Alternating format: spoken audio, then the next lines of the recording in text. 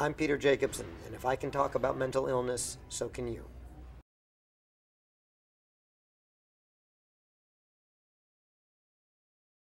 The most important issue that we can address on mental illness is just that it's okay to address it, that it should be addressed, and it should be addressed publicly and with energy, and that the stigma of, that this is not okay to talk about, it's not okay to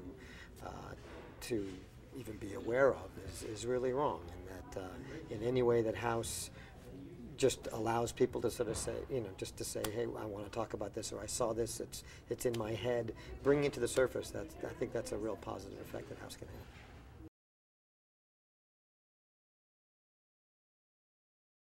Many people stop me on the street all the time to talk about the show, and many people were interestingly, visibly upset about that. They said it seemed to come out of nowhere, which it really did, the suicide. And one of the interesting things, I sensed that there was a dialogue that had some sort of discussion had been raised on the internet, certainly I'd read, about what it means when somebody in your life out of the blue does something like that. A lot of people have had that experience where they couldn't answer the question why.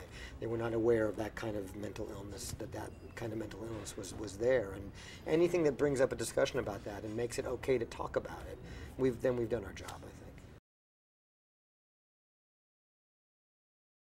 Do I think that most Americans understand mental illness as a biological illness? I think not at all. I think most don't. I think that's part of the problem, is that it is it's in the closet. It's not okay. It's not. We have this notion that if it's biological, it's okay, and mental illness has not yet arrived in the harbor of, at least in terms of perception, of this is biological and it's okay. It's okay to talk about it.